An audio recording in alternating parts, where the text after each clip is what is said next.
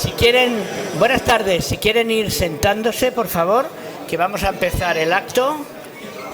Vamos a ir empezando. Recuerden, como en el cine, cerrar los teléfonos para no molestar al conferenciante. Yo ya me lo he dejado lejos por si acaso. Bien, buenas tardes, buena tarde. Yo soy Enrique García, soy el director del Museo Marítimo. Yo simplemente quería dar la bienvenida a los participantes y de alguna manera explicar el por qué hacemos este acto aquí. Nosotros en el museo, la verdad es que estamos encantados de colaborar con la Armada, especialmente en la dimensión cultural de la Armada, que es muy grande y muy importante, y desde hace tiempo vamos haciendo pequeñas colaboraciones hasta donde podemos. Ahora decía en broma que a veces parece que seamos la segunda comandancia de Barcelona y estamos encantados. Los temas marítimos, los temas navales, los temas de defensa nos interesan porque nos interesa todo lo que tiene que ver con la mar. Y por tanto, cuando hay la posibilidad de acoger una conferencia, además sobre este tema concreto, estamos encantados. Simplemente, muchos de los presentes lo saben, de tanto en tanto pues tenemos la oportunidad de hacer esta especie de colaboraciones que yo pienso que nos van muy bien a todos, porque además nos permite que, pese a que a veces nos separa simplemente una calle que está casi siempre en obras, nosotros somos instituciones que cada uno en su modo estamos haciendo un servicio público, y entonces cada vez que hacemos algo conjuntamente estamos multiplicando por 2 o por 3 el efecto de nuestro trabajo, y la verdad es que vale la pena. Y todo lo que sea, además, en este caso, que lo compartiremos todos y todas, todo lo que sea dar a conocer las actividades de la Armada y sobre todo su pasado, es algo que nos conviene, necesitamos todos, y además es muy positivo también para un museo marítimo como este, que focaliza sobre todo en la marina mercante, pero que nace y vive en un arsenal de marina. Por lo tanto, es un elemento que para nosotros es casi consustancial. Bienvenidos, bienvenidas. Voy a pasarle la palabra al señor Matías Pérez Suc, que es el organizador de este acto, y nos explicará, nos presentará un poco el cómo ha nacido esta idea. Y gracias por todo. Ahora sí. No, gracias, Enrique. Muchas gracias, director, por tu acogida, tu amabilidad y el afecto con que recibes a la Armada y a la Fundación. Almirante, oficiales de la Armada, conferenciante, amigos, señoras y señores. Bueno, para un valenciano, para un benidormí, para un valenciano estar en Barcelona es como estar en casa, por razones obvias, ¿no? Pero además el estar en el Museu Marítim, en els Drassanes de Barcelona, pues todavía más. Porque, bueno, vamos a ver, hay un hilo que une directamente Benidorm con Barcelona, que ahora Enrique y yo estábamos comentándolo. Pero decía, yo conozco a Marín, un capitán de la Marina que se llama Pérez, como tú, que es descendiente de Benidorm. Bueno, es que medio Benidorm estaba aquí. Ya se lo comentaba, que aquí en San Miquel del Port, en la iglesia, hay una reproducción de la Virgen del Sufragio, la Mare del Sufragi, patrona marinera de Benidorm, porque medio Benidorm vivía aquí, a pesar de que las películas de Manolo Escobar presentaban a mi pueblo, presentaban a Benidorm como un pueblecito de pescadores, pues nunca tuvimos pescadores. ¿Por qué? Porque no teníamos puerto.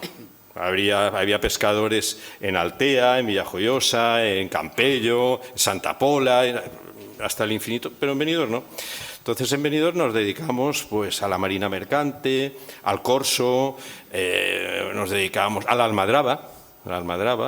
Todos los capitanes, llegó un momento que todos los capitanes que plantaban una almadraba en el Mediterráneo, ya fuera al sur o al norte, o sea, desde las compuertas atlánticas para acá, eran todos de Benidorm. De hecho, a Mella de Mar, que había una almadraba, la fundaron gentes de Benidorm.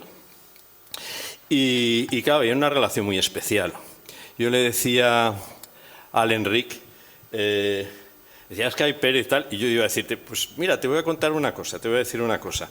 Quería darte las gracias Enric al Museu Marítim de Barcelona, porque en 2005, en junio de 2005, le hicisteis aquí un homenaje a un antepasado mío, a un tío abuelo mío, que se llamaba don José Pérez del Río, Josep Pérez del Río, el tío Pep, una institución en Barcelona, que era de Benidorm, primo hermano de mi abuelo, primo hermano también del hermano de mi abuelo, obviamente de mi padrino.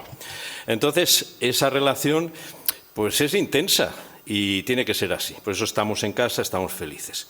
Y después, por otra parte, hablar del Narciso Monturiol, del Ictineo, pues también hay una relación con Alicante, porque si bien es cierto que en 1859 el Narciso Monturiol navegó aquí en el puerto, hubo una prueba primero privada, después en público, pero después la prueba oficial, la demostración oficial, fue en el puerto de Alicante, en el año 1861. Es decir, el Ictineo, el 1, que creo que está aquí fuera, ¿no?, del museo, hay una reproducción. Eso era un decorado que ya no estaba. Bueno, yo volverá. Lo he visto en algún momento, en alguna fotografía, y pues navegó también por el puerto de Alicante. O sea que estamos encantados, estamos felices de estar aquí, y yo espero que esto lo podamos repetir en el futuro, porque disfrutar de la acogida del museo y de Enric, pues la verdad es que es un placer. Yo no quiero aburrirles más.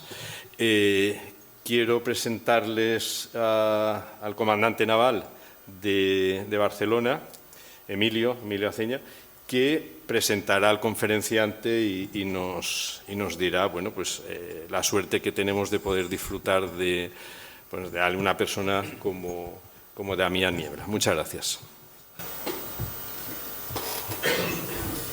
Almirante, con tu permiso.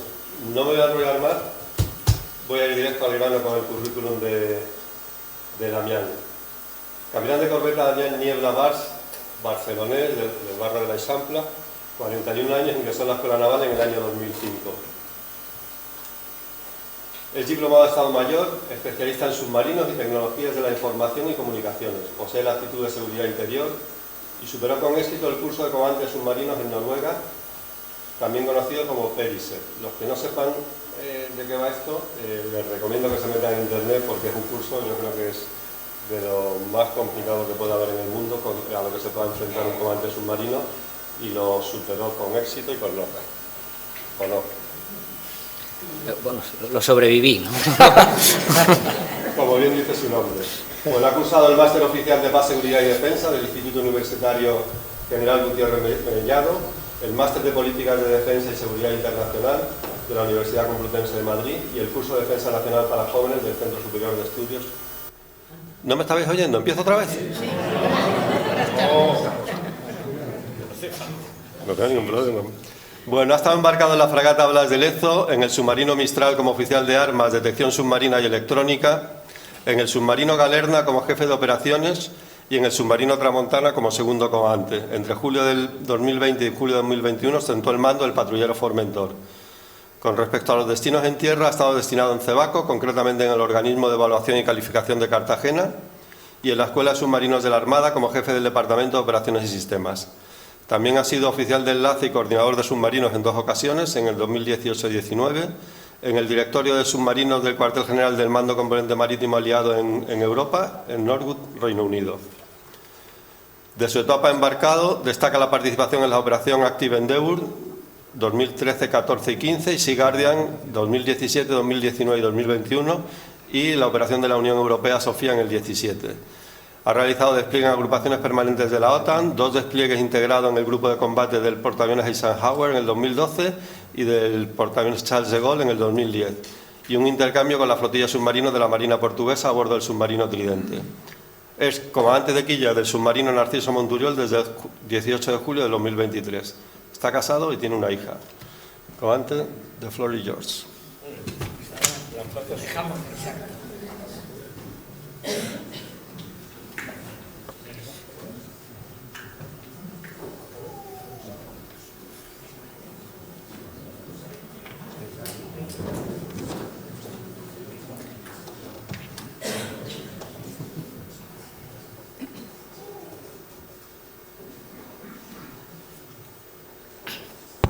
¿Se me escucha bien?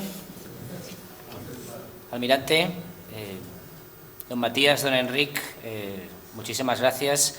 En primer lloc, i si m'ho permeten, m'agradaria adreçar-me breument a l'audiència, agrair-los en avançada la vostra assistència, audiència entre la qual es troba gent molt estimada per mi, per començar els meus pares, que són aquí asseguts a davant, i bons amics també que han tingut l'amabilitat i la deferència de vindre avui a veure'm. Bien, para mí desde luego es un honor y un privilegio encontrarme hoy aquí, haber sido invitado a impartir esta conferencia y más en un entorno que tiene una vinculación personal pues muy especial para mí, ¿no? Como barcelonés y en particular en esta joya del patrimonio histórico y cultural barcelonés como es las Drassanes de Barcelona, entre cuyas paredes yo conservo recuerdos de mi propia infancia. Es decir, yo he jugado aquí, he visitado este museo de niño, me he subido a la Galera Real, he tocado los remos de la Galera Real. Hay una vinculación emocional y personal particular en esta ocasión. Bien, entrando ya en materia,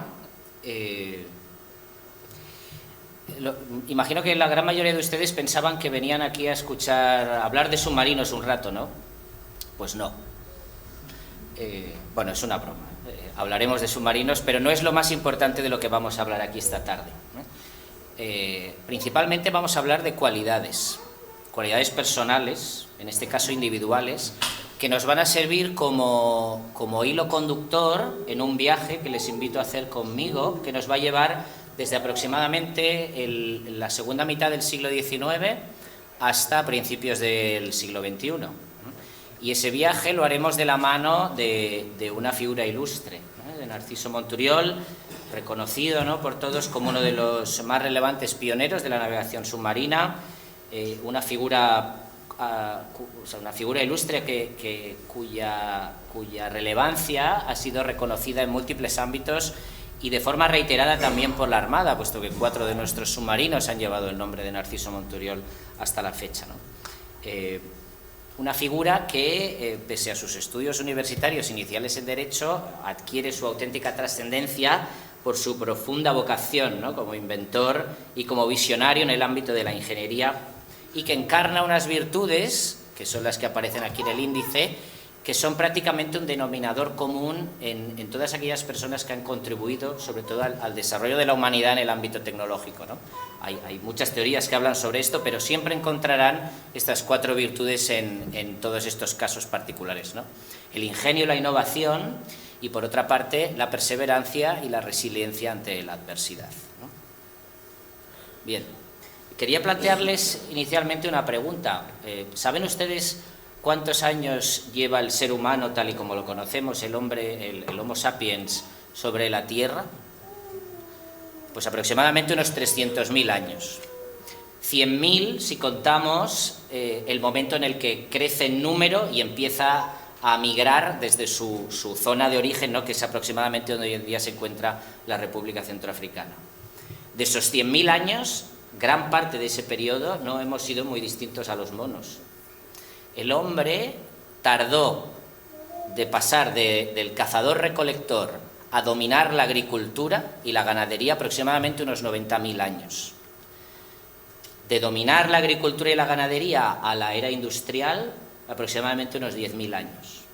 De la era industrial a la era atómica, 250 años. Y de la era atómica a la era de la revolución digital y tecnológica, 50 años, ¿no?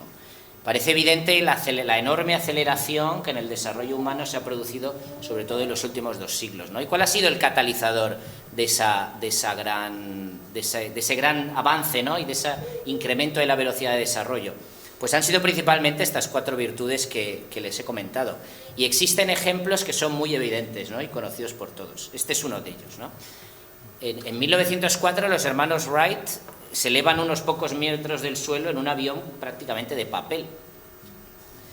Y en 1969, es decir, en 65 años, menos que la esperanza de vida media de una persona del mundo occidental en esa época, el Apolo 11 aluniza en nuestro satélite, en la Luna, en 65 años. Este es muy conocido. Pero ¿y este? Entre estas dos imágenes hay 85 años de diferencia aproximadamente, ¿no? Desde el Ictinio I de Narciso Monturiol en 1859, que podemos considerar el primer sumergible con incipientes capacidades anaeróbicas, es decir, capaz de permanecer relativamente un tiempo prolongado bajo el agua, hasta el primer submarino como tal, que verdaderamente puede hacerlo, el tipo 21 alemán, ¿no?, que lleva una turbina tipo Walter, ¿no?, un submarino ya como tal, que permanece grandes periodos en inmersión, solamente nos separan 85 años. También es un ejemplo muy evidente, pero quizás no tan conocido como el anterior, ¿no? Bien, ¿y quién va a ser nuestro compañero de viaje en este periodo? Pues Narciso Monturiol. Por ello, les invito también a adentrarnos un poco y de forma muy ligera y somera en su historia, ¿no?, en su biografía. Bueno, Narciso Monturiol nace en Figueras en 1818, cursa unos estudios iniciales de Derecho en Barcelona, tiene una etapa de intenso activismo político, en un periodo además muy particular, ¿no?, de la historia europea, el periodo de las revoluciones liberales, ¿no?, concretamente en 1848. Desde una etapa muy temprana ya manifiesta, ¿no?, una elevada inquietud técnica y científica. En 1850 elabora sus primeras patentes, una máquina de elaborar cartapacios, también un artilugio para producir de forma más o menos en serie cigarrillos. Pero es a partir de 1855 cuando se establece, se refugia en cierta manera en Cadaqués, cuando más se manifiesta ese ingenio innato, ¿no? Y lo hace observando la mar, viendo a cómo los pescadores de la zona y los recolectores de coral hacían inmersiones a pulmón libre para dotarse o para encontrar ese bien preciado, ¿no?, con el que luego comerciaban, con los riesgos asociados que llevaba ya no solamente la propia inmersión a pulmón, sino al hacerlo con los medios de la época, ¿no? Entonces, a raíz de esa observación inicial, él empieza a desarrollar en su mente, luego lo traslada a un ensayo inicial, ¿no?, la idea de desarrollar un vehículo que facilite estas tareas y, por lo tanto, permita la explotación y el empleo del ámbito submarino. Incluso vislumbra ya en 1859, en este primer ensayo, que aquella nación que sea capaz de emplear las profundidades del medio marino en su favor obtendrá, y esto lo cita textualmente en el ensayo, obtendrá una ventaja militar significativa sobre los demás, ¿no? Es decir, es un adelantado a su tiempo en esa perspectiva que luego la propia historia demostrará cuán relevante ha sido, ¿no? Las virtudes que encarna Monturiol resultan especialmente relevantes en la actualidad, ¿eh? Ya empezamos a hacer este viaje que nos traslada aproximadamente un siglo y medio, ¿no? Navantia, la industria nacional, está a punto de entregar el cuarto submarino que lleva su nombre, ¿no? El programa de submarinos S-80 constituye el mayor programa de I+D+I nacional de las últimas décadas. Podríamos decir que desde la construcción de las centrales nucleares en España nuestro país no se ha embarcado en un proyecto de I+D+I de esta envergadura. Como cualquier proyecto de esta envergadura, que supone un desafío y supone un reto, no son extrañas ni está exento de riesgos y de contratiempos, ¿eh? Y esta conferencia tratará en última instancia de analizar cómo estas cualidades de Monturiol pueden aplicarse directamente a día de hoy al programa de submarinos S-80, porque este programa las ha requerido, todas ellas: ingenio, innovación, resiliencia ante la adversidad y perseverancia. Un proyecto de alta complejidad técnica y que ha requerido de estas cualidades de todo el personal que ha estado involucrado en él, ¿eh? Aquel personal que lleva uniforme y el que no lo lleva y ha estado directamente relacionado con su obtención. Y para ello proporcionaremos pues ciertas evidencias históricas de la vida y obra de Monturiol. En última instancia, yo pretendo que cuando termine esta conferencia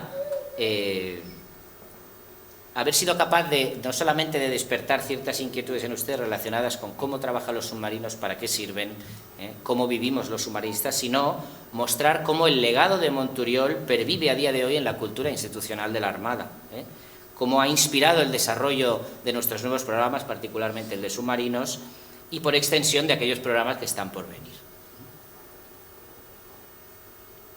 Bien, hablábamos de los submarinos de la Armada, cómo la Armada ha homenajeado, ha reconocido la figura de Monturiol históricamente. 4 submarinos han llevado su nombre, en primer lugar y en nuestros orígenes, ¿no? En 1917, un submarino, un sumergible, ¿no? Mejor dicho, de la clase Laurenti, italiano, adquirido allí directamente, que formó parte del núcleo original de 4 unidades con el que se dotó nuestro arma submarina a partir de su fundación. Posteriormente, ya en la década de los 70, 2 unidades procedentes de la Marina norteamericana, de la clase Balao modernizada, el S-33, que sirvió durante un periodo muy corto, únicamente 2 años, y posteriormente el S-35. Ya es que se dieron de baja a mitades de los años 80. Y por último, desde su puesta a flote en noviembre del pasado año, el S-82, el submarino del cual pues tengo el honor de ser su primer comandante. Bien, el ingenio creativo de Monturiol se manifiesta en el ámbito de la navegación submarina a partir de la botadura del Ictinio 1, ¿no? Que es un pequeño sumergible prácticamente, podríamos decir, artesanal, ¿no? Construido en madera y que realizó exitosas inmersiones de prueba tanto en los puertos de Barcelona y Alicante, ¿no? Ante una audiencia pues, de autoridades, inversores, prensa, curiosos, Monturiol en ese momento demostró por primera vez en España la viabilidad de la navegación submarina.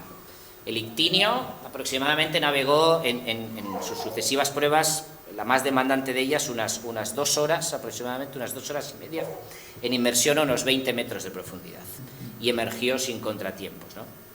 Y este hito de ingeniería náutica, que fue inédito en su momento, evidenció la capacidad de Monturiol para resolver los numerosos desafíos técnicos que implica la construcción y la operación de un barco pez, ¿no? Como él lo denominó, que imita en última instancia, ¿no?, las criaturas marinas.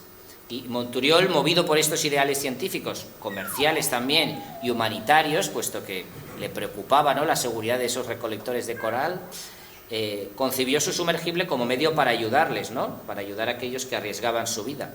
Y su diseño, y esto es particularmente relevante, incorpora soluciones técnicas que fueron enormemente innovadoras en su momento, ¿no? Como son el uso de un casco de madera reforzado e impermeable, con lastres inundables, ¿no?, que permiten la maniobra de inmersión y superficie,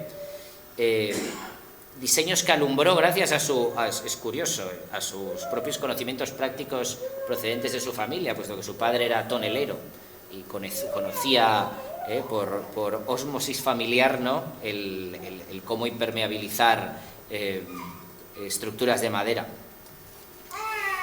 Pero, sin embargo, puede que su innovación tecnológica más destacada fue dotar a su segundo sumergible, el Ictinio 2, 1864, de un sistema de propulsión anaeróbica.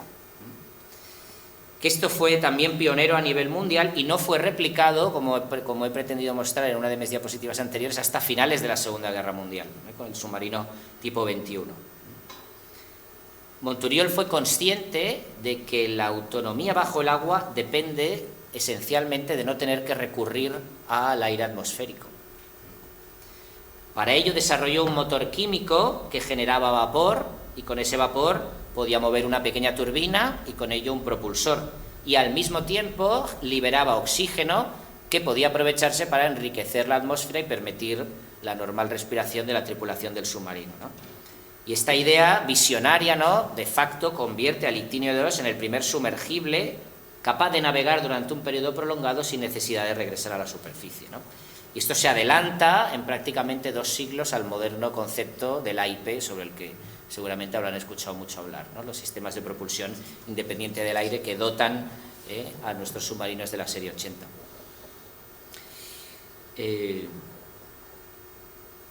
Bien, de esta visión innovadora quiero destacar particularmente la anticipación de las capacidades militares de un submarino, ¿no? Y ahora, no es que me haya equivocado de diapositiva, pero seguro que si yo le pregunto a alguno de los asistentes si esta imagen le resulta representativa de la idea de poder militar, imagino que me contestaría que sí, ¿no? Es muy evidente, ¿no?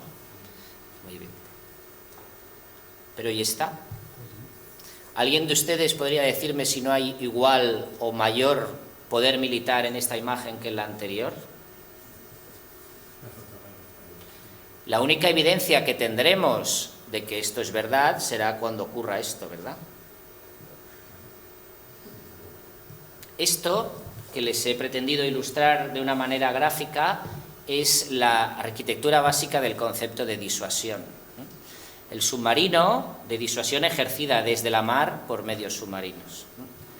El submarino, la invisibilidad de un submarino es, a diferencia de otros elementos de poder militar, lo que le otorga su principal valor.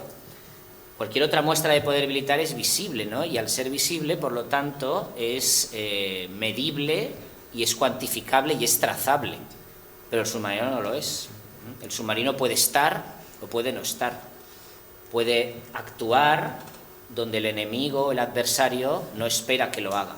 Y eso introducirá un elemento de incertidumbre de mucha magnitud en la toma de decisiones del potencial adversario, condicionando por sí mismo la toma de decisiones o, ya una vez fracasada la disuasión e iniciado el enfrentamiento, en el propio desarrollo de la campaña. Esto con un elemento por sí mismo, solamente el submarino, ¿no? Estando o solamente sospechando que está, ¿no? Pues esto ya lo anticipa Monturiol, con prácticamente 2 siglos de antelación.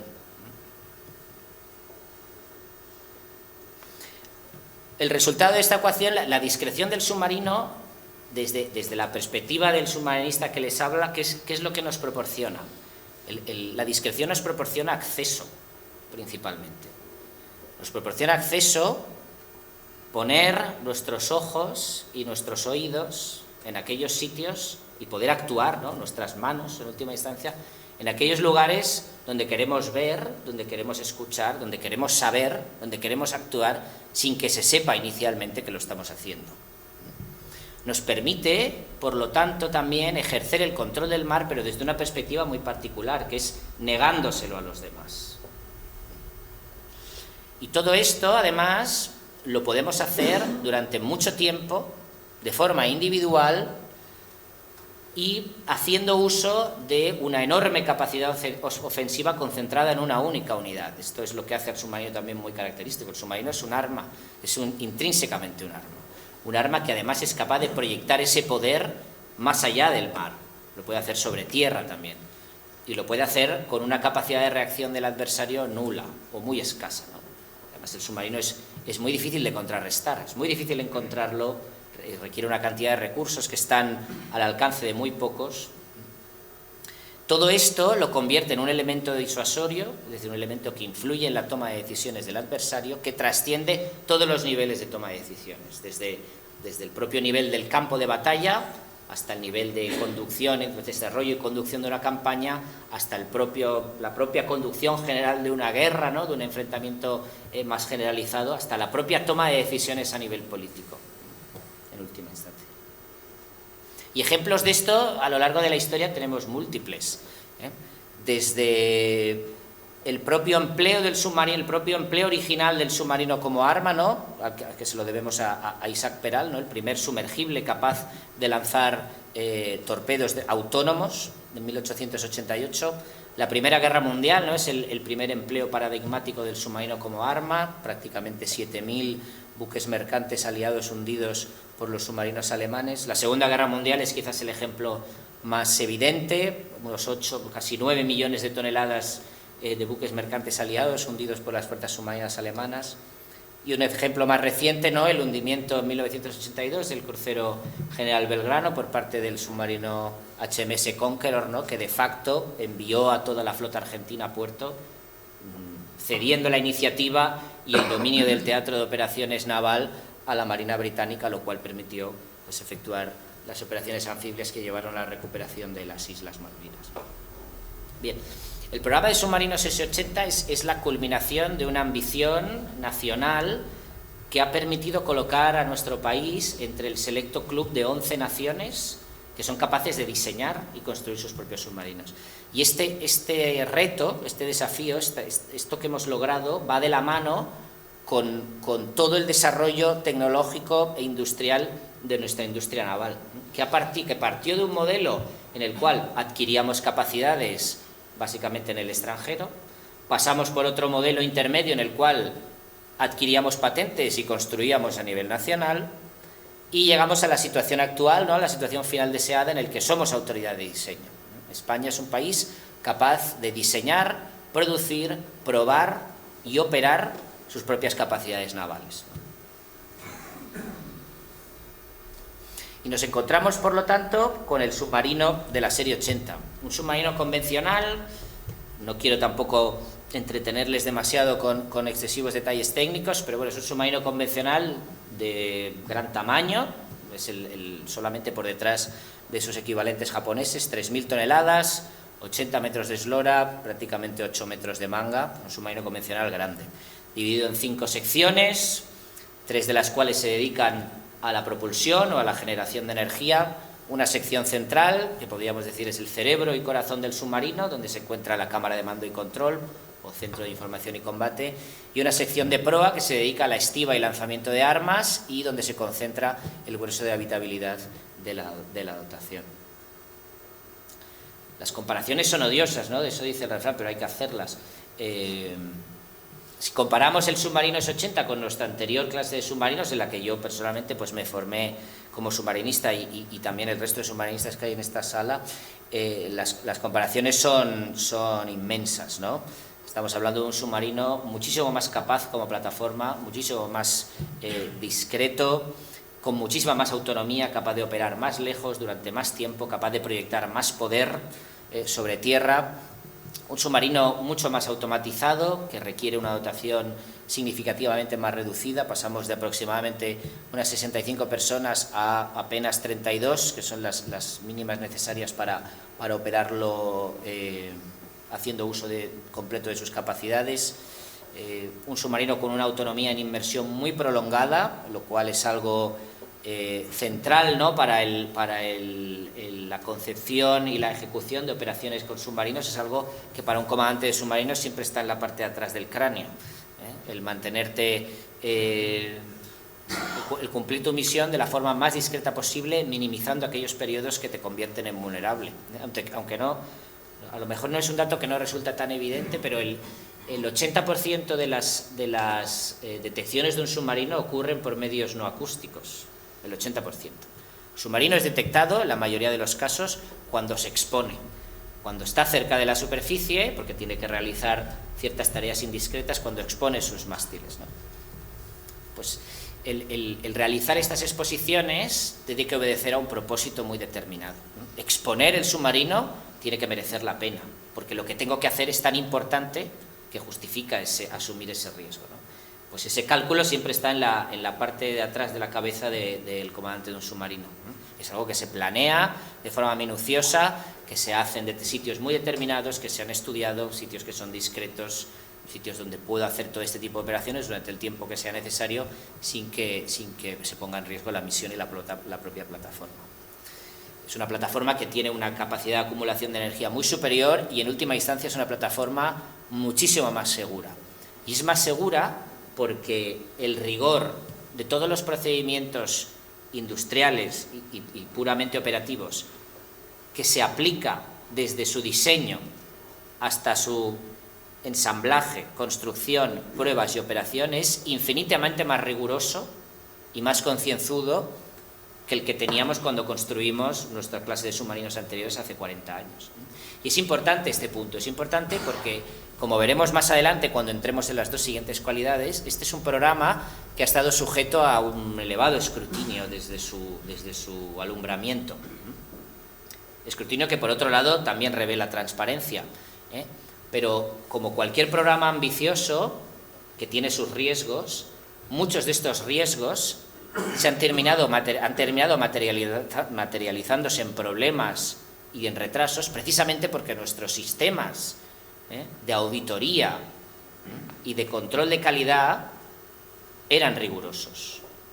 Eso ha permitido detectar estos problemas y actuar para corregirlos, con lo cual puede decirse con toda certeza que son unos submarinos muchísimo más seguros, los más seguros que hemos tenido en nuestra historia. Bien, entrando un poco en las características técnicas del submarino, esto le hubiera gustado a Monturiol seguramente también, ¿no? En cuanto a sensores, este es un submarino cuyos oídos, ¿no?, se distribuyen a lo largo de todo el casco. Sus sonares, tiene 6 tipos de sonares diferentes, cada uno diseñado para escuchar buques de superficie, submarinos, a mayor profundidad, menor profundidad, con cualquier tipo de condición batitérmica y baticelerimétrica, para explotar al máximo las propias cualidades de propagación del sonido en la mar. Para que se hagan una idea, nuestra anterior clase de submarinos tenía aproximadamente unos 60 oídos, ¿no? Este tiene unos 1800 aproximadamente. 1800. Nuestros sensores no acústicos, ¿no? Nuestros sensores no acústicos se agrupan en mástiles que operamos cuando el submarino se encuentra a profundidad de periscopio.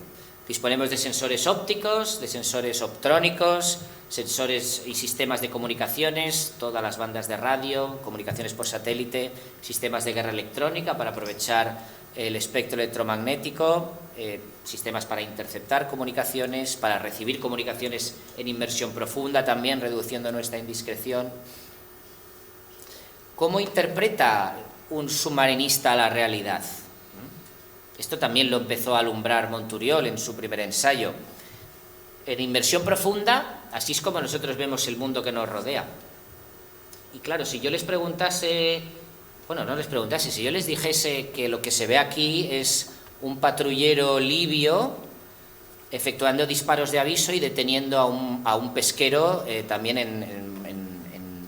en la zona de exclusión de las aguas libias que se estableció en 2011, ¿no? Pues usted dirá, bueno, pues si usted lo dice, pues será la verdad, ¿no? Pero así es como nosotros vemos el mundo, ¿eh? Nosotros escuchamos el ruido que hacen los demás, interpretamos este ruido y lo transformamos en soluciones. Lo transformamos en una reconstrucción de la realidad, del mundo que nos rodea.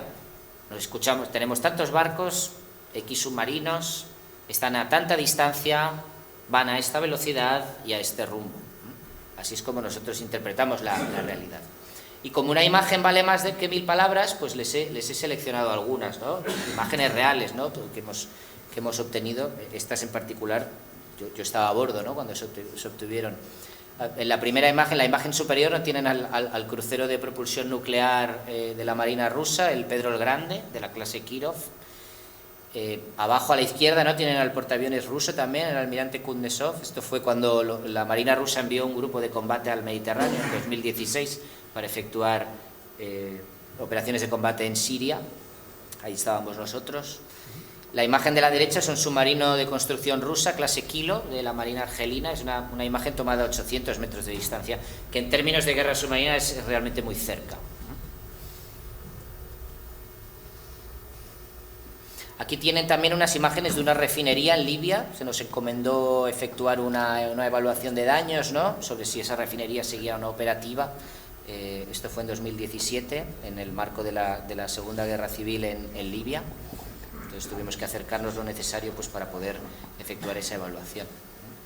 En cuanto a los sistemas de armas, ¿no?, los vectores ofensivos con los que cuenta el submarino 80, el salto cualitativo y cuantitativo también es muy significativo, ¿no? Un submarino dotado de 6 tubos lanzatorpedos, con capacidad adicional de 12 estivas de armas, torpedos pesados, antibuque, unos alcances que van más allá incluso de nuestra propia detección optrónica, ¿no? O sea, somos capaces de batir blancos de superficie mucho más allá de lo que podemos verlos, ¿no? Con torpedos además filoguiados, ¿no?, que somos capaces en cierta manera de teledirigirlos, ¿no?, pasarles órdenes directas, ¿no? Con capacidad de ataque a tierra en el futuro cercano, ¿no?, a través de misiles también lanzables desde los propios tubos lanzatorpedos, y con capacidad de minado, ¿no?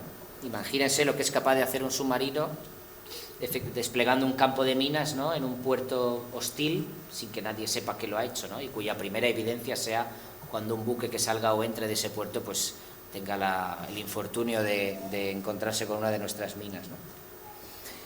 El sistema de combate, ¿no?, el corazón del submarino, que no deja de ser en última instancia una combinación, ¿no?, de hardware y software que integra, ¿no?, este es el cerebro del submarino, integra los sensores, es capaz de procesar toda la información que contienen estos sensores, acústicos y no acústicos, integrarla y transformarla en soluciones que luego, evidentemente, podemos transferir a nuestros sistemas de armas para actuar, ¿no? Y el AIP, el famoso sistema de propulsión independiente del aire, ¿no? Esto que nos vincula directamente con el primer sumergible anaeróbico que diseñó Narciso Monturiol. Bien, la particularidad de nuestro sistema de propulsión independiente del aire, con el que irán dotados los submarinos de serie, los submarinos S-83 y S-84, y a los dos primeros se les incorporará en su primera gran carena, tiene la particularidad de que nos permite recargar las baterías del submarino. El submarino es esencialmente eléctrico. El motor, la hélice la mueve un motor eléctrico y todos los equipos de a bordo se alimentan con energía eléctrica que se acumula en unas baterías. El cómo recargo yo esas baterías es la clave de la cuestión, ¿no? Este sistema me permite recargar las baterías sin necesidad de efectuar la maniobra de snorkel, sin necesidad de exponer el submarino. Y lo hace a través de la electrólisis inversa del agua. Yo tengo oxígeno, tengo hidrógeno, lo meto en una pila de combustible y obtengo electricidad y al mismo tiempo genero agua como producto residual. ¿Ustedes sabían que un submarino adelgaza aproximadamente 1 tonelada? No, 1000 toneladas, no. Adelgaza 1 tonelada al día aproximadamente, 1000 litros de agua al día. ¿Por qué? Por el agua que yo consumo, por el combustible que consumo, por los víveres que consumo. Si esta situación no se compensa, llegaría un momento en el que el submarino no podría mantener su inmersión, porque tendría tanta flotabilidad positiva que subiría como un corcho. Entonces, el submarino está dotado de unos tanques de compensación en los cuales pues metemos agua para compensar este adelgazamiento masivo, ¿no?, que sufrimos. Si yo con este sistema, además de obtener electricidad, genero agua como producto residual, puedo efectuar esta compensación de forma prácticamente automática, ¿no?, con lo cual es muchísimo más eficiente. Bien, la particularidad del sistema AIP español es que cómo obtengo el hidrógeno. El hidrógeno es un elemento muy peligroso a partir de ciertas concentraciones, por lo tanto estibarlo a bordo en estado puro tiene un riesgo elevado para un submarino. Hay otras maneras de estibarlo, que son los sistemas que han puesto en servicio otros países, a través de hidruros metálicos, etcétera, etcétera. Pero lo particular de nuestro sistema es que obtiene el hidrógeno a través de la reforma del bioetanol, que es un alcohol inerte, se produce a nivel industrial en grandes cantidades, y a través de este bioetanol yo obtengo hidrógeno de alta pureza, ¿no?, que luego combino con oxígeno en la pila de combustible. Este sistema, en última instancia, me permite permanecer en el entorno de los 13 días en inmersión continua a una velocidad económica, acercando a este submarino en cierta medida las capacidades de un submarino nuclear, no igualándolo ni mucho menos, pero sí que acercándolo. Muy bien. La trayectoria de Monturiol también es un paradigma de tenacidad y resiliencia frente a la adversidad, virtudes necesarias en última instancia, para impulsar una visión innovadora, ¿no?, en un entorno que no siempre es propicio, como lo fue para él. Desde los inicios del ictinio, ¿no?, el propio inventor enfrentó mucho escepticismo y falta de apoyo oficial. A pesar de los éxitos iniciales del ictinio 1, cuando Monturiol realizó en marzo del año 61 en Alicante unas pruebas oficiales frente a autoridades de la Armada, frente al propio presidente del gobierno de aquella, que era el general O'Donnell, ¿no?, que asistió a las pruebas, el propio gobierno de Isabel II solamente llegó a apoyar la creación de ciertas comisiones de estudio, pero nunca le otorgó la ayuda necesaria para proporcionarle continuidad al proyecto. Pero lejos de rendirse, Monturiol recurrió a la sociedad civil. Publicó una carta llamando a una especie de lo que hoy en día llamaríamos un crowdfunding, ¿no?, una suscripción nacional. Obtuvo una respuesta extraordinaria en la época. Recaudó 300.000 pesetas gracias al entusiasmo popular, y esto le permitió constituir una sociedad, ¿no?, que se llamó la Sociedad para la Navegación Submarina, y con ello financió la construcción del Ictinio II, ¿no? Y esta determinación de Monturiol para superar obstáculos financieros, técnicos e institucionales evidencia su perseverancia, ¿no? Es que incluso después de la botadura y pruebas del Ictinio II, en 1867, nuevas adversidades se pusieron en su camino, ¿no? En 1867 su compañía quiebra por falta de financiación y Monturiol, ante la falta de apoyo oficial, se vio obligado a disolverla y a vender para chatarra sus dos queridos Ictinios. Pero sin embargo, aún en esa derrota, ¿no?, lo que aparentemente se puede interpretar como una derrota, mostró resiliencia, puesto que compiló todos sus hallazgos e investigaciones en un tratado científico, el famoso ensayo sobre el arte de navegar bajo el agua, que fue publicado en el año 1891 y legó sus conocimientos a la posteridad. Con lo cual puede decirse que Monturiol nunca abandonó sus ideales de progreso tecnológico, incluso en sus últimos años, ¿no?, ya arruinado y enfermo, prácticamente en el olvido, siguió inventando en otros campos, ¿no? Eso revela al final la personalidad de un hombre muy tenaz, que supo sobreponerse a la adversidad política, personal y económica en pos de una visión de futuro, ¿no? Bueno, pues aquí he recopilado unas cuantas noticias, algunas muy recientes, otras no tanto, con las que seguro que ustedes están familiarizados, ¿no? Y los titulares son bastante evidentes. Alguna de ellas incluso me involucra a mí, ¿no?, personalmente.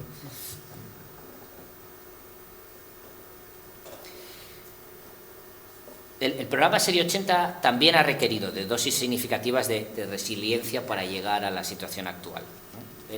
Es un programa que se concibe a principios de los años 2000, como he dicho, como el proyecto industrial y tecnológico más ambicioso de nuestra defensa, y como no es infrecuente en casos similares, ha afrontado retos de envergadura, ¿no?, que han exigido soluciones ingeniosas e innovadoras y un duro trabajo conjunto tanto de la Armada como de nuestra industria nacional. En el año 2012 se detectan problemas técnicos de estabilidad del submarino que requieren un rediseño completo. Se consideró necesario en ese momento hacer una parada técnica, podríamos denominarlo así, en el programa para asegurar y mejorar el resultado final.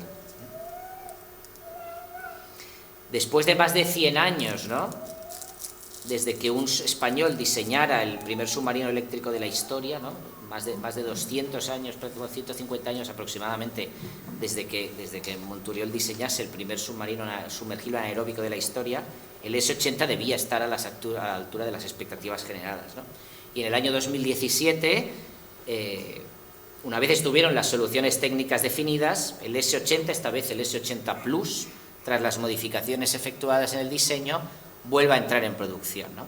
Y es gracias a la perseverancia institucional y al compromiso de nuestra industria y de la Armada, el S-80 puede decirse que se ha convertido en un ejemplo de superación y de progreso, ¿no?, situando a España en la vanguardia de la construcción naval, ¿no? Ha demostrado también el programa la capacidad de adaptación y aprendizaje del personal implicado en su desarrollo y, pese a los años de retraso, que no han sido pocos, el S-80 se ha rehecho sobre una base técnica mucho más sólida, ¿no?, del que ha salido fortalecida nuestra industria naval. Adicionalmente, el replantearse el diseño del submarino también nos proporcionó tiempo adicional para ir al fondo de la cuestión de numerosos problemas técnicos, ¿no?, que ya habían surgido hasta la fecha. Disponer, además, del tiempo suficiente, en este caso para la Armada, para prepararse para la llegada de un submarino que ha supuesto un salto tecnológico de 40 años, ¿no?, y que está cambiando la forma en la que nuestro país entiende las operaciones con submarinos y, en última instancia, cómo concebimos la propia guerra submarina, ¿no? Esta perseverancia institucional ha quedado patente al mantenerse también la inversión en el programa, ¿no?, aproximadamente en total casi unos 5.000 millones de euros, ¿no? Ello ha tenido otras consecuencias adicionales, ¿no?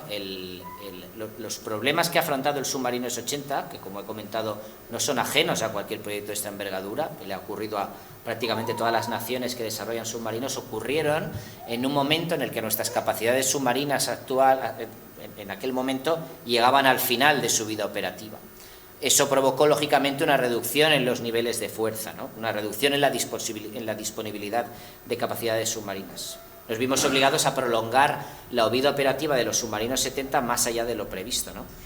Sin embargo, la Armada y la industria nacional, permítanme, ¿no?, la analogía naval, fue capaz de mantener el rumbo con firmeza, ¿no?, convencidos de la importancia de disponer de un submarino de diseño y construcción propio, ¿no? Y estos esfuerzos dieron sus frutos en 2021 con la botadura del primer submarino de la serie 80, el Isaac Peral, y el comienzo de sus pruebas de mar, que culminaron en noviembre del año 2023 con su entrega a la Armada, ¿no? Y aquí también les pongo en la pantalla el actual cronograma, ¿no?, de obtención de los 4 submarinos de la serie inicial, ¿no?, cuya entrega del último de ellos se prevé para principios del año 2030. Con lo cual, la entrega del submarino S-81 y la próxima entrega del submarino S-82 en diciembre de este año marcan un hito histórico, ¿no?, porque España volvió a tener un submarino operativo de nueva generación y de diseño y construcción nacional prácticamente, si contamos los submarinos de la serie Delta, ¿no?, de diseño autóctono, prácticamente unos 80 años después. Y este es el resultado directo de esta perseverancia y de esta resiliencia ante los contratiempos, ¿no?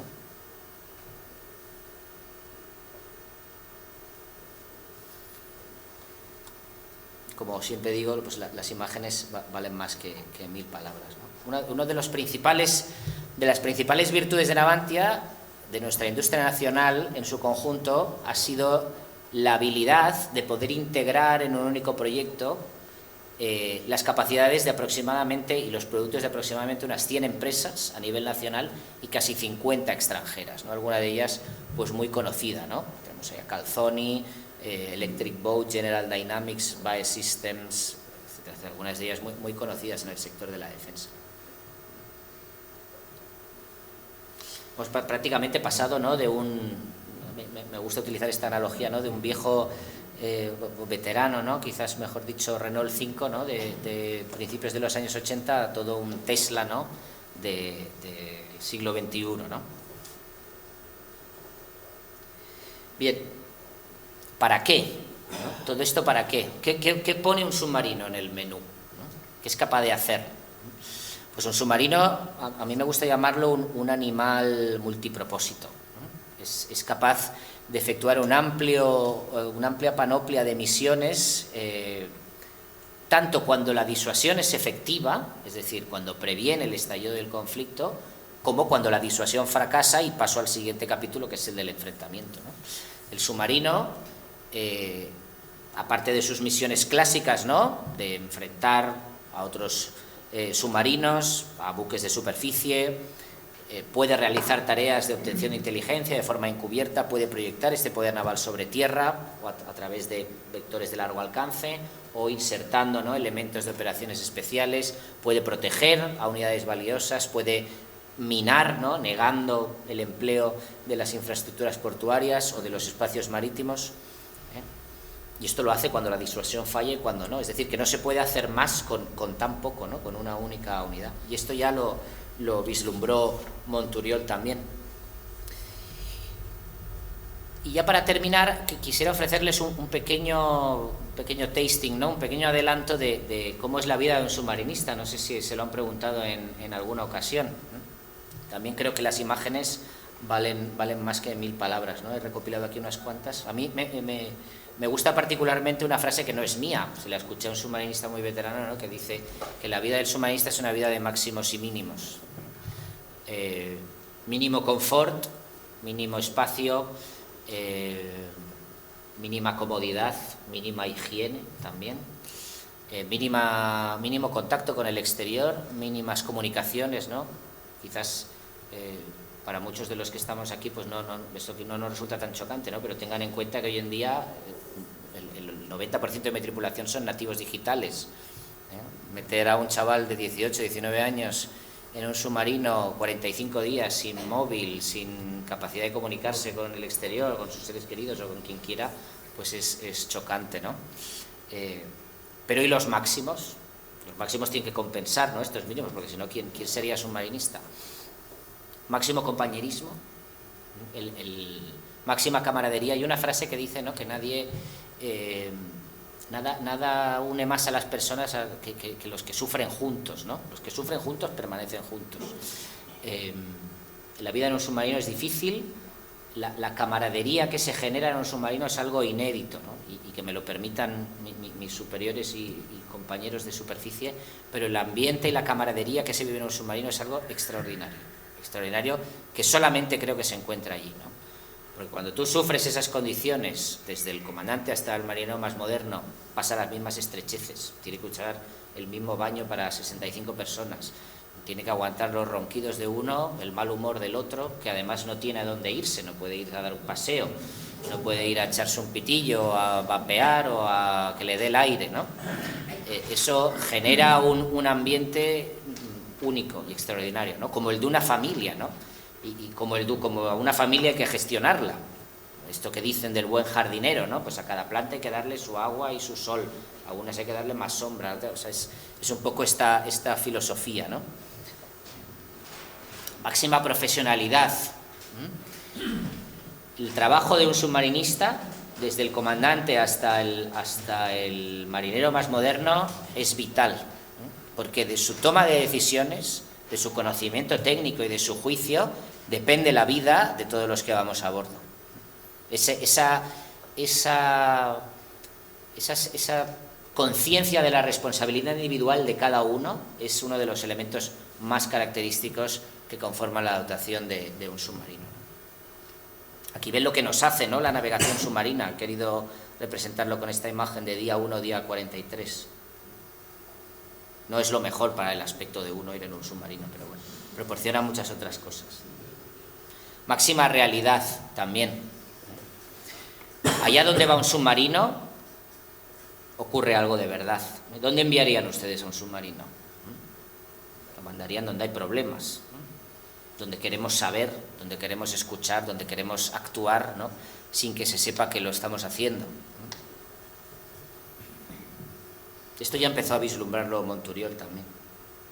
El propio ingenio se desarrolla mucho, ¿no? Cuando uno pasa muchas horas, ¿no? Es verdad que en un submarino tienes demasiado tiempo libre y cuando tienes tiempo libre lo mejor que puedes hacer es no molestar. Y te molestas solamente estando en medio, porque como el espacio es tan reducido, pues el que no esté de guardia, no esté trabajando, a la cama. Y si no quiere estar en la cama, porque también tenemos nuestra vida social. Claro, en un ambiente en el que no tengo comunicaciones, ¿cómo nos entretenemos, ¿no? Que no tengo acceso a dispositivos digitales, pues ahí hacemos de todo. Yo he visto organizar torneos de todo, de dominó, mus, parchís, ajedrez, lo que quieran. He visto desarrollarse el ingenio, ¿no?, hasta el punto de organizar pues una carrera de carricoches, ¿no? Fabricarlos con cosas que tenemos a bordo, pues aquí ven, con latas de Coca-Cola, con papel higiénico, y entonces colocar todos los carricoches estos. El submarino tiene un pasillo central así muy, muy largo, ¿no?, y colocarlos en la popa del submarino, coger mucha inclinación y soltar los carricoches y hacer así una carrera. He visto hacer una procesión de Semana Santa a bordo, un concurso de barbas, ¿no?, porque el submarino, para ahorrar agua, pues no puedes afeitarte prácticamente, entonces después de un despliegue muy largo, pues no tiene una barba así contundente, y hacer un concurso de barbas así tipo vikingo, ¿no?, de diferentes estilos, pues, como les digo, el ingenio se desarrolla mucho, ¿no? ¿Y cuántas personas caben en una cámara de 4 metros cuadrados aproximadamente, ¿no?, que es el tamaño del baño del aseo de muchas casas? Pues ahí me parece que contamos hasta 10, ¿no?, me parece. El regreso a casa, que siempre es un momento muy especial, ¿no? Algunas imágenes del mencionado, ¿no?, del curso de comandante de submarinos de Noruega. Hay una en particular, les quiero contar una anécdota, ¿no?, que es la de abajo a la derecha. La de abajo a la derecha, ven, es el letrero de una gasolinera en un puerto, la que utilizan los yates para rellenar, ¿no? Esto es en un puerto de Noruega. Bueno, a mí me habían encomendado una misión, ¿no? Era un escenario en el que Noruega había sido invadida, parte de Noruega había sido invadida por una potencia extranjera. No es muy difícil imaginarse cuál, ¿no? Además, cada uno tiene los vecinos que tiene, ¿no? Entonces, el alto mando, ¿no?, tenía necesidad de conocer cómo eran las condiciones de vida de los ciudadanos noruegos bajo ocupación. Y uno de los elementos de juicio era conocer cuál era el precio de los combustibles, ¿no?, que tiene su utilidad. Entonces, para ello, a mí me encomendaron que tenía que infiltrarme, ¿no?, en el puerto, dentro de la dársena del puerto con el submarino, y acercarme lo suficiente a la gasolinera como para poder obtener una fotografía con el periscopio de los precios de la gasolinera, ¿no? Claro, se pueden imaginar las distancias y las maniobras de las que estamos hablando. Claro, yo desde la perspectiva del submarinista español, a mí esto me parecía ciencia ficción, ¿no? O sea, yo cuando me pusieron esta misión delante dije, pero ¿cómo se puede hacer esto con un submarino, ¿no? Bueno, pues aquí está la fotografía, ¿no? Se puede, ¿no? Se puede hacer. Algunas imágenes más, ¿no?, de la graduación del curso, ¿no?, pues que fue un momento muy especial. Bueno, llegando ya a las conclusiones, he citado aquí solamente las más importantes, ¿no? En última instancia, la figura, ¿no?, de Monturiol, que nos ha acompañado a lo largo de este viaje, trasciende, ¿no?, el contexto de su época del siglo XIX y se constituye como la imagen de las virtudes, ¿no?, que impulsan el progreso tecnológico y particularmente el progreso en el ámbito naval, ¿no? Ese legado de Monturiol, honrado por la Armada, ¿no?, se cimenta en el ingenio, la innovación, la perseverancia y la resiliencia ante la adversidad, ¿no? Y era vigente en el siglo XIX, cuando Monturiol alumbró sus ictinios, y lo ha sido a día de hoy, y lo sigue siendo para el programa de submarinos S-80, ¿no? Monturiol vislumbra soluciones técnicas muy adelantadas a su tiempo, de aplicación en la actualidad. Monturiol insistía, ¿no?, en la necesidad de un sumergible que pudiese navegar, y le cito textualmente, donde quiera, indefinidamente sumergido, ¿no? Y con esa frase no solamente plantea un desafío científico, ¿no?, sino que inspira una meta que tardaríamos más de un siglo en alcanzar, ¿no?, con nuestro sistema AIP, por ejemplo, ¿no? Asimismo, la historia compartida de Monturiol, podríamos ya atrevernos a llamarlo así, ¿no? La historia compartida de Monturiol y del programa S-80 proporciona valiosas lecciones, ¿no?, sobre la perseverancia en proyectos ambiciosos, difíciles y de larga duración. Monturiol enseñó con su ejemplo que las grandes innovaciones requieren tenacidad frente a los revés, y ni las estrecheces económicas, ni la falta de apoyo institucional, ni siquiera el naufragio, ¿no?, del propio programa, en el caso de Monturiol, ¿no?, su naufragio empresarial, borraron el impacto de su obra, que ha acabado siendo reconocida y homenajeada con el tiempo. Y de modo análogo, el programa de submarinos S-80, pese a todos los retrasos, las dificultades técnicas, nada desdeñables, ha dotado a la Armada de unos submarinos de última generación, reafirmando la importancia de persistir en nuestros objetivos a pesar de los contratiempos. Y la resiliencia mostrada por la Armada y por la industria nacional en este programa evoca la resistencia de Monturiol, ¿no?, sobre todo su resistencia a abandonar su sueño. Y por último quiero destacar, ¿no?, la dimensión institucional histórica, ¿no?, de este reconocimiento a Monturiol. El hecho de que el cuarto submarino de la Armada, en llevar el nombre de Monturiol, vaya a surcar los mares pronto, ¿no?, en un mes estaremos inaugurando nuestras pruebas de mar, no solo es un gesto honorífico, sino que es, a mi juicio, una afirmación de continuidad histórica, ¿no? En el caso de Narciso Monturiol, cada avance hacia su entrada en servicio refleja ese espíritu de ingenio y de superación.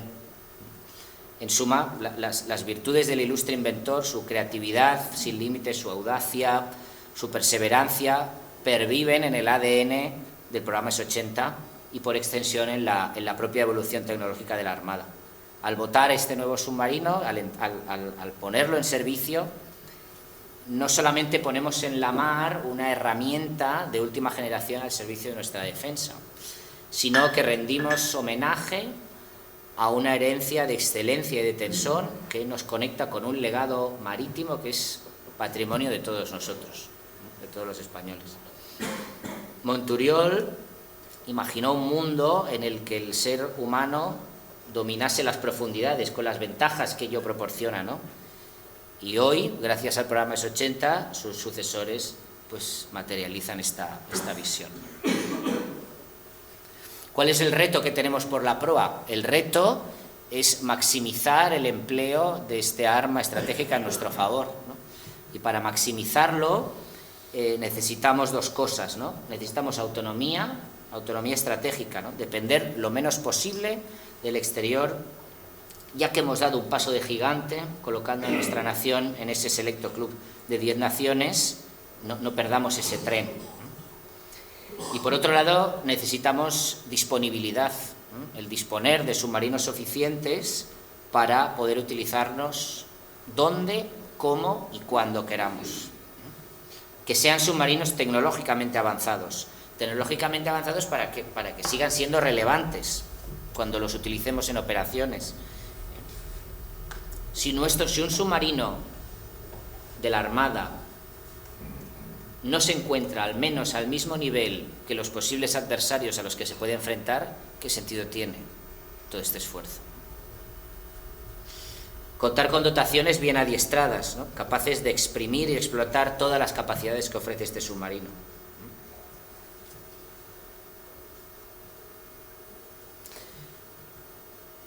Y en última instancia, solo me queda agradecerles su atención y su tiempo. Espero que les haya resultado interesante, que haya respondido a sus preguntas y, por supuesto, quedo abierto a cualquiera de ellas. Ha sido pues un auténtico placer poderme dirigir a ustedes esta tarde. Muchas gracias.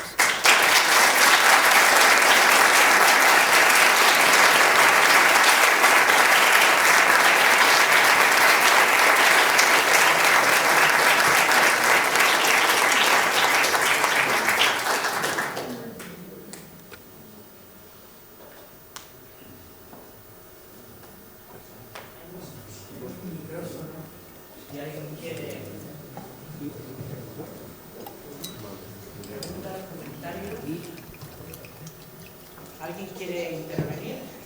Mira, ya.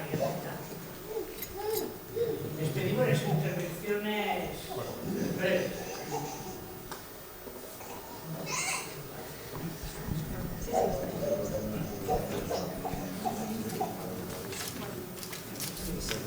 Buenas tardes, comandante.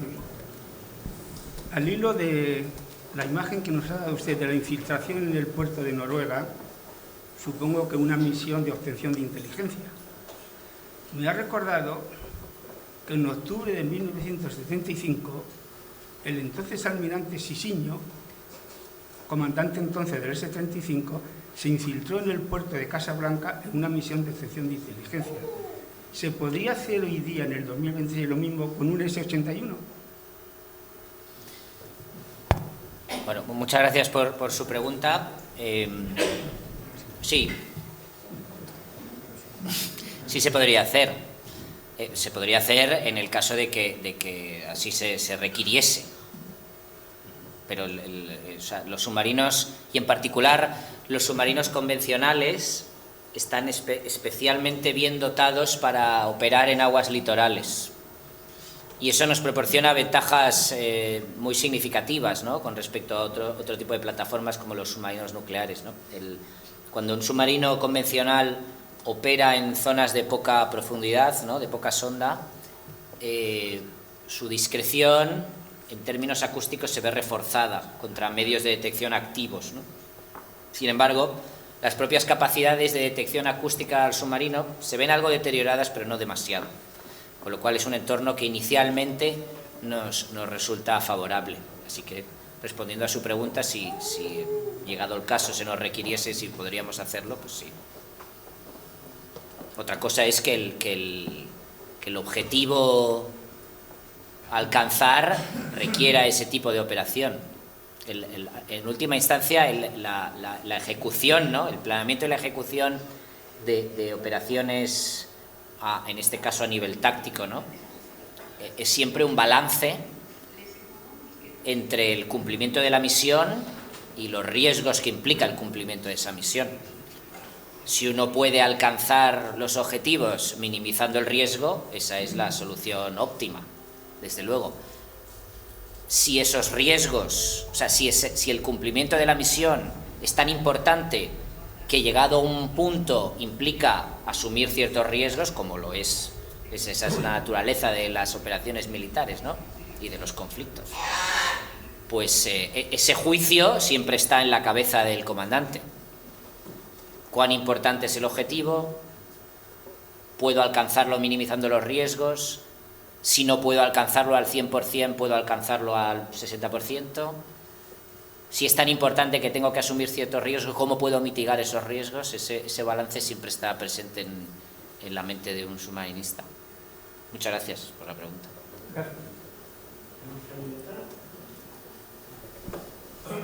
Comandante, una pregunta. Ahora que la inteligencia artificial está tan presente en nuestras vidas, cada vez más, ¿de qué manera puede ayudar en la tecnología del submarino para su misión, tanto ofensiva como defensiva? ¿De qué manera puede ser utilizado para distorsionar la realidad de los sensores acústicos, etcétera, electrónicos del submarino, desde otra nave adversaria en un caso hipotético? ¿Cómo se podría manejar esta situación de la inteligencia artificial a bordo? Gracias. Muchas gracias, don Rafael, por la pregunta. Es una muy buena pregunta. Bueno, el empleo de la inteligencia artificial y su aplicación, ¿no?, en este caso militar, a los submarinos es toda la que pueda imaginarse. En el caso concreto que usted me pregunta, ¿no?, que se ciñe al ámbito acústico, la inteligencia artificial puede aplicarse tanto a nivel de software como a nivel de hardware. La inteligencia artificial, en última instancia, lo que nos permite es gestionar un mayor volumen de datos obtenidos por nuestros sensores de una forma más eficiente y con menor intervención humana, lo cual se traduce en mayor velocidad de procesamiento y, en última instancia, mayor velocidad en todo el proceso de toma de decisiones, que al final desemboca en una persona, esto no nos olvidemos, pero agiliza ese proceso. ¿Cómo nosotros aplicamos eso? Los submarinos de la serie 80 se plantean, o sea, la operación de los submarinos de la serie 80 a largo plazo, en los 35 años de su vida útil, se plantea en base a su concepto de sostenimiento y de modernización, por lo tanto. Es decir, el submarino debe de ser, o sea, nosotros debemos ser capaces ser capaces de operar este submarino a lo largo de esos 35 años, manteniéndolo como una unidad relevante. Y eso implica la introducción de inteligencia artificial y se hace a través de un programa de modernización que alterna ciclos de entre 2 y 6 años. Es decir, las modernizaciones en teoría más urgentes, que implican obras o trabajos de pequeña entidad, se efectúan cada 2 años. Las de mayor entidad aprovechando los periodos de gran carena del submarino. Pero a efectos de tecnología de detección acústica, las aplicaciones son múltiples, ¿no? También en el propio empleo de vehículos no tripulados, tanto como sensores como sistemas de armas avanzados, ¿no?, también tiene muchas aplicaciones la inteligencia artificial. O sea, podríamos organizar una monografía solamente de eso. Pero en última instancia es más alcance, más capacidad de discriminación, más capacidad de clasificación, detectar que es un contacto de interés, que es un barco, que es un submarino, de otras cosas que también pueden hacer ruido. En eso nos ayuda la inteligencia artificial a nivel acústico. Muchas gracias.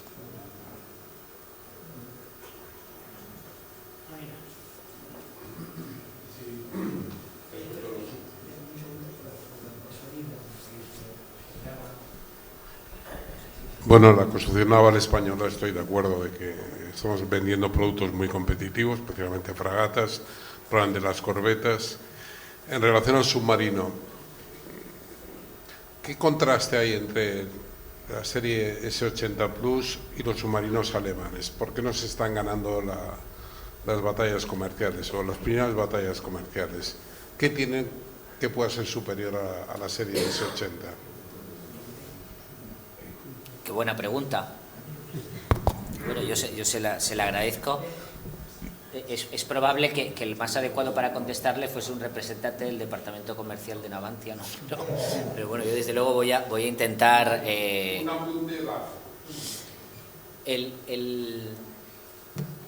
dotarse de capacidades submarinas debe de responder a los objetivos de la defensa nacional, ¿no? Y los objetivos de la defensa nacional se elaboran en base a dónde se encuentran los intereses vitales y estratégicos de una nación. donde se encuentran principalmente en el ámbito regional. Quien tiene intereses globales necesita plataformas capaces de operar a nivel global. Quien tiene intereses que se localizan en un entorno más regional no necesita esas capacidades, sino que necesita otras. Los submarinos de la serie 80 es un submarino oceánico convencional que es óptimo para atender los intereses vitales y estratégicos de nuestro país, que en su mayoría se concentran en un entorno regional. El Atlántico, el Mediterráneo, el Golfo de Guinea, el acceso al Océano Índico, en toda esa zona, ¿no?, es donde se concentra la gran mayoría de los intereses vitales y estratégicos de nuestro país. Para eso, el S-80 es una plataforma óptima. Otros países, ¿no?, como por ejemplo, que han sido compradores, ¿no?, de submarinos alemanes, Alemania ha tenido muchísimo éxito en la explotación de sus modelos, son países cuyos intereses se localizan en un ámbito, si cabe, todavía más regional. Pensamos en Grecia, ¿no?, pensamos en Turquía, al menos sus intereses marítimos. Pensamos en cierto número de países sudamericanos, ¿no?, que han comprado de forma asidua los submarinos de diseño alemán, porque es una plataforma optimizada para eso, ¿no? Hay otro, entonces al final, en función de ese tipo de intereses, pues uno elegirá qué plataforma compra o no compra. Otro valor, ¿no?, que imagino que en el mercado pues tiene cierto peso, es los americanos le llaman el combat tested, ¿no? El hecho de que tú tengas un submarino que ha probado y ha demostrado sus capacidades de forma continuada a lo largo del tiempo, como son los modelos alemanes, versus un Serie 80, que es una gran plataforma muy capaz, pero que todavía no hemos podido explotar y operar de forma sostenida en el tiempo y al máximo de sus posibilidades, pues evidentemente también imagino que será un valor que el comprador pues tiene en cuenta, ¿no? Pero los modelos alemanes, principalmente el U-209 y el U-212, son submarinos optimizados para su empleo en entornos litorales y regionales. Además, muchos de los países que los operan son países que tienen además accesos al mar restringidos, ¿no? Restringidos, por lo tanto no operan demasiado lejos de sus bases, ¿no?, que quedan relativamente cerca. Y el submarino S-80 es un submarino con carácter oceánico, para un ámbito de actuación más regional, más amplio. Entonces, pues cada uno elegirá en función de sus necesidades. Muchas gracias.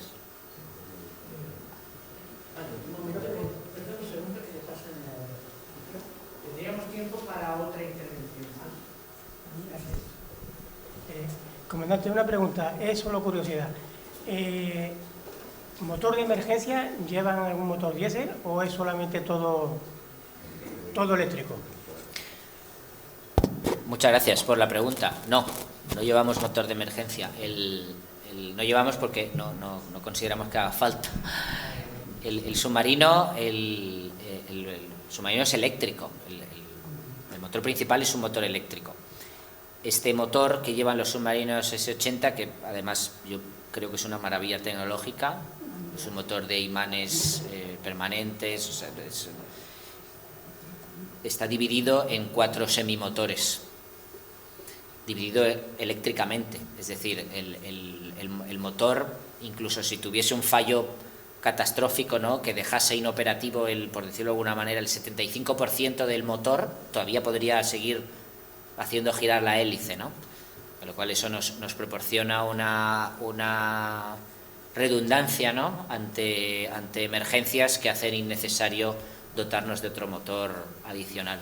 Lo que sí lleva el submarino, lleva motores diésel conectados a grupos generadores de corriente, porque así es como nosotros producimos la electricidad necesaria para recargar nuestras baterías. Eso es lo que hacemos cuando realizamos la maniobra de snorkel.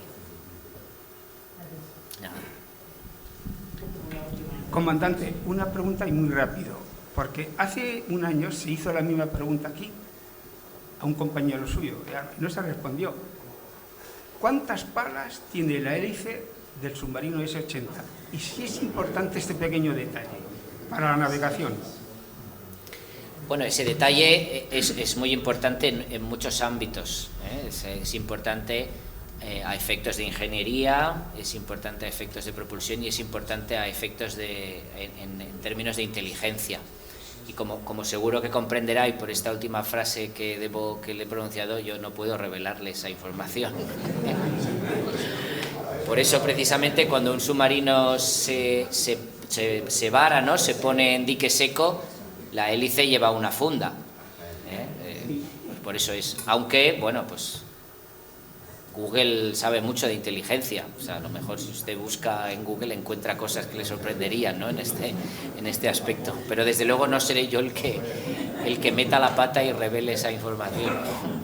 Muchas gracias. Bien, pues vamos a cerrar aquí la sesión. Agradecemos con un aplauso fuerte al conferenciante.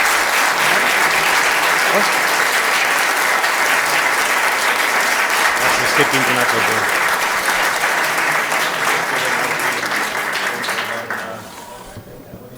Al conferenciante.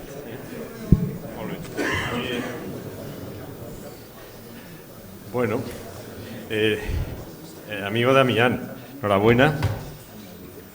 Interesantísima y entretenida y divertida, además, porque me ha habido momentos en que, dentro de la extrema seriedad del tema que has desgranado, como digo, de forma que has conseguido la atención y que se nos hiciera esto muy corto, bueno, pues para acabar, a mí me gustaría dejarte, en nombre de la Fundación FRAS que presido, pues un pequeño recuerdo, que es un socarrat. Un socarrat es una pieza de cerámica valenciana, original de los siglos XIV y XV, y que decoraba los palacios valencianos del Renacimiento. No es un submarino, porque en la Edad Media todavía no, Narciso Monturiol no había desarrollado su proyecto, pero aquí tienes este recuerdo del día de hoy en Barcelona. Muchas gracias. A mí me gustaría, bueno, por cierto, es una reproducción de una pieza única que está en el Museo Arqueológico Nacional en Madrid. Ahí tienes el relato, ¿no?, de la pieza. Y bueno, a mí me gustaría, para acabar, aunque fuera muy brevemente, decirles que esta conferencia, dentro de estas jornadas de la mar que realizamos ya desde hace unos años, la hemos hecho en Barcelona. Ha sido Damián el conferenciante y el tema relacionado con Narciso Monturiol. Hay un responsable, y ese responsable está hoy aquí, que es el almirante director del Instituto de Historia y Cultura Naval de la Armada, Enrique Torres. Y a mí me gustaría, almirante, pues que bueno, pues por lo menos que acudieras un momento y que dijeras unas muy breves palabras, pero también es un honor que nos acompañes, que te hayas desplazado para estar hoy aquí. Muchas gracias. Bueno, buenas tardes. Creo que es el tercer año de jornadas de la mar y en la Armada estamos encantados de esta colaboración que tenemos con la Fundación FRAS y que tan bonito es hablar de temas de la mar. Recuerdo cuando empezamos, es cierto, a prepararlas de este año conjuntamente, dijimos que teníamos que probar salir por lo menos una vez de Benidorm y claro, el primer sitio a donde hay que venir es a Barcelona, ahí no dudamos. Yo ya lo conté la anterior vez que vine y quiero decirlo otra vez, si me permiten un minuto, y porque es un orgullo para mí. Yo estuve destinado en los más veteranos presentes, recordarán el patrullero Espalmador que atracaba aquí a escasos metros donde las golondrinas, pues yo tuve la suerte de mandarlo, éramos casi una familia porque no éramos más de 10 la dotación y nos recorrimos toda esta maravillosa costa desde, bueno, todo lo que es Cataluña, desde San Carlos de la Rápita en el sur hasta Port de la Selva. Fue un año maravilloso, por eso, como no, iba a apoyar el venir un día aquí a Barcelona la primera vez. Dicho eso, y como también tenemos experiencia, tengo que agradecer a los anfitriones. Enrique nunca nos falla, siempre tiene acomodo para nosotros y se genera un problema porque vamos a querer seguir viniendo, eso que lo sepas. Y finalmente, como no, tengo que mostrar el orgullo de que Damián sea oficial de la Armada, barcelonés y oficial de la Armada.